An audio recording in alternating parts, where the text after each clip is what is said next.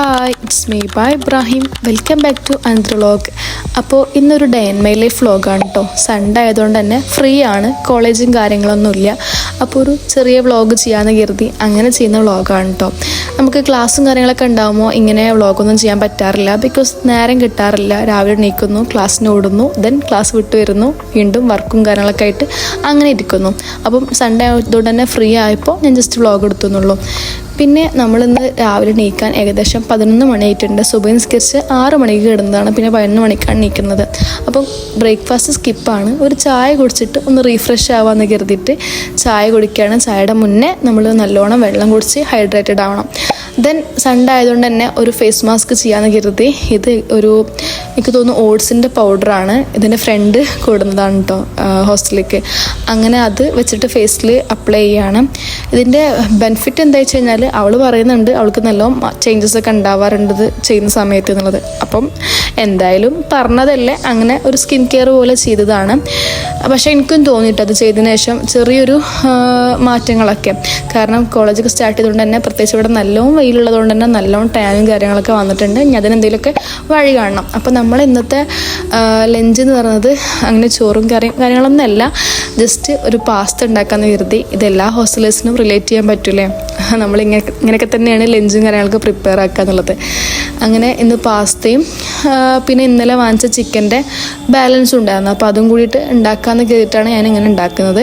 അങ്ങനെ ഒരു വലിയ റെസിപ്പി പോലൊന്നും ഞാൻ കാണിക്കുന്നില്ല, ജസ്റ്റ് നോർമലി പാസ്ത എങ്ങനെയാണോ ഉണ്ടാക്കുന്നത് അതുപോലെയാണ്. റെസിപ്പിയൊന്നും ഞാൻ വല്ലാതൊന്നും കാണിക്കുന്നില്ല. നോർമലി എങ്ങനെയാണ് പാസ്ത ഉണ്ടാക്കുന്നത് അതുപോലെ ഉണ്ടാക്കുന്നുള്ളൂ.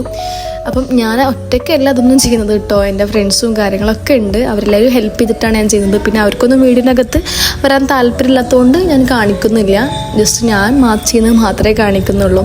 പിന്നെ അതിൻ്റെ പാത്രത്തിൻ്റെ അവസ്ഥകളൊന്നും കണ്ടിട്ട് നിങ്ങൾ ഒന്നും വിചാരിക്കരുത്, ബിക്കോസ് നമ്മൾ ഹോസ്റ്റലാണ്, ഇതൊക്കെ തന്നെ പ്രതീക്ഷിക്കാൻ പറ്റുള്ളൂ. അപ്പം പാത്രത്തിൻ്റെ അവസ്ഥ ഇഗ്നോർ ചെയ്യുക, ഉള്ളത് വെച്ചിട്ട് നല്ല വൃത്തിയാക്കി ചെയ്യുക എന്നുള്ളതാണ് നമ്മളെ മെയിനായിട്ടുള്ള ഉദ്ദേശം. അങ്ങനെ പാസ്ത കഴുകി വെച്ച് അത് വേവിക്കാൻ വെച്ച് ദെൻ നമുക്ക് അതിൻ്റെ മസാല ഉണ്ടാക്കാൻ വേണ്ടിയിട്ട് ആദ്യം ഓയിൽ ഒഴിച്ചിട്ട് ഇഞ്ചി വെളുത്തുള്ളി അങ്ങനത്തെ ഒക്കെ ഇട്ടിട്ട് പച്ചക്കറി ആയിട്ടുള്ള ഒനിയൻ അതുപോലെ തന്നെ ടൊമാറ്റോ കാര്യങ്ങളൊക്കെ ഇട്ടിട്ട് അങ്ങനെ ഉണ്ടാക്കുന്ന ഒരു റെസിപ്പിയാണ്. നമ്മളൊരു ഐഡിയ വെച്ച് ചെയ്യാൻ കേട്ടോ, കാരണം നമ്മൾ അത്ര ചെയ്ത് പരിചയമില്ലാത്തതുകൊണ്ട് തന്നെ അത്ര പെർഫെക്റ്റ് ആവുമെന്നും അറിയില്ല. ആദ്യം ഇഞ്ചി വെളുത്തുള്ളി അങ്ങനെയുള്ളതൊക്കെ ഇട്ടു, പിന്നെ സവാള ഇട്ടു. സവാള ഒന്ന് വഴന്ന് വരുന്നത് വരെ ഒന്ന് ഇളക്കി കൊടുത്തു. പിന്നെ കുറച്ച് തക്കാളി ഇട്ടു. നമ്മൾ അളവൊന്നും പറയുന്നില്ല കേട്ടോ, നമ്മൾ ഉള്ളത് വെച്ചിട്ട് ചെയ്യാണ്. അതൊക്കെ ഇട്ടതിന് ശേഷം പിന്നെ പൗഡേഴ്സായിട്ട് ചിക്കൻ പൗഡർ ഉണ്ടായിരുന്നു, മുളക് പൊടി ഉണ്ടായിരുന്നു, ഉപ്പ് ഉണ്ടായിരുന്നു, ചെറിയൊരു 1/4 ടീസ്പൂണിൽ മഞ്ഞൾപ്പൊടി ഇട്ടു. ഇളക്കി വന്ന് ഒന്ന് സെറ്റായി വരുന്നത് വരെ നന്നായിട്ട് ഇളക്കി കൊടുത്തു.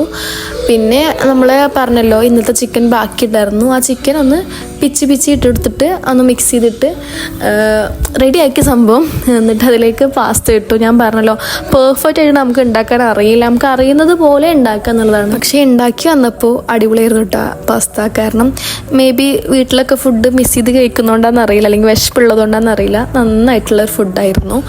അത് കഴിഞ്ഞ് ഞാൻ കിച്ചണൊക്കെ ആകെ മിസ്സായിട്ടൊക്കെ എടുക്കണ്ടായിരുന്നു. കാരണം നമ്മൾ ക്ലാസ് ഉള്ളപ്പോൾ നമുക്കത് ക്ലീൻ ചെയ്ത് ഓർഗനൈസ് ചെയ്താക്കാൻ പറ്റാറില്ല. അപ്പോൾ ക്ലാസ്സില്ലാത്ത സമയത്താണല്ലോ നമുക്ക് ചെയ്യാൻ പറ്റുക. അപ്പം ഞാൻ അതൊക്കെ ഒന്ന് ഓർഗനൈസ് ചെയ്ത് വെച്ചു. ഞാൻ മാത്രമല്ല, നമ്മളെല്ലാവരും കൂടിയിട്ട് അത് ചെയ്ത് വെച്ചു.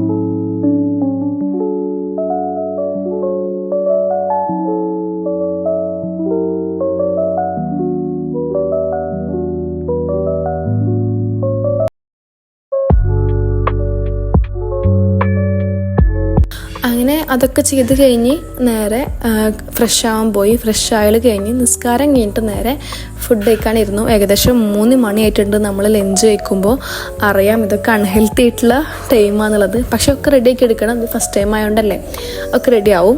ഏകദേശം ഒരു 4 മണിയൊക്കെ ആവുന്ന സമയത്താണ് നമ്മൾ സ്കൈൻ്റെ വീഡിയോ എടുക്കാൻ വേണ്ടിയിട്ട് പുറത്തിറങ്ങിയത്. അപ്പോൾ കരുതി ഇവിടെയൊക്കെ ഒന്ന് കാണിക്കാന്നുള്ളത്. ഇതാണ് നമ്മുടെ അപ്പാർട്ട്മെൻറ്റ്. താഴെ ഓണറും അതിൻ്റെ 2 നിലകളിലായിട്ട് അവർ റെൻ്റ് എടുത്തേക്കാണ്. 2ാമത്തെ നിലയിലാണ് നമ്മൾ താമസിക്കുന്നത്. അത്യാവശ്യം നല്ലൊരു ഏരിയ ആണ് കേട്ടോ ഈ ഒരു ഭാഗം. കുറച്ചുകൂടി നാച്ചുറൽ അറ്റ്മോസ്ഫിയർ ആയിട്ടുള്ള സ്ഥലമായതുകൊണ്ട് തന്നെ കുറച്ചുകൂടി കാം ആൻഡ് ക്വയറ്റ് ആയിട്ടുള്ളൊരു പ്ലേസ് ആണെന്ന് പറയുവാണെങ്കിൽ. ടൗൺ ഇവിടെ അടുത്താണെങ്കിൽ പോലും അത്യാവശ്യം നല്ലൊരു പ്ലേസാണ്. എല്ലാ കാര്യങ്ങളും നമുക്കിവിടെ ആക്സസ് ആണ്.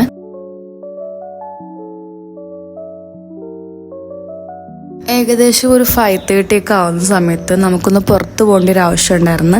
വേറെ ഒന്നുമല്ല, നമ്മുടെ സർട്ടിഫിക്കറ്റും കാര്യങ്ങളൊക്കെ ഒന്ന് കോപ്പി എടുക്കാനുണ്ടായിരുന്നു. ഇവിടെ തൊട്ടടുത്തായതുകൊണ്ട് തന്നെ നമ്മൾ നടന്നിട്ടാണ് പോകുന്നത്. നമ്മൾ 3 പേരായിട്ടാണ് പോകുന്നത്. ഒരാൾ റൂമിലാണ്. നമ്മൾ 5 പേരാണ് സ്റ്റേ ആക്കുന്നത്. പക്ഷേ അതിൽ ഒരാൾ ഇപ്പോഴും എത്തിയിട്ടില്ല. അപ്പോൾ 4 പേരാണ് ഇപ്പോൾ ടോട്ടൽ റൂമിലുള്ളത്. അപ്പോൾ നമ്മളങ്ങനെ നേരെ സർട്ടിഫിക്കറ്റും കാര്യങ്ങളൊക്കെ കോപ്പി എടുക്കാൻ പോയിട്ട് ഏകദേശം ഒരു 6 മണിയൊക്കെ ആകുമ്പോൾ നമ്മൾ തിരിച്ച് വരുന്നുണ്ട് കേട്ടോ.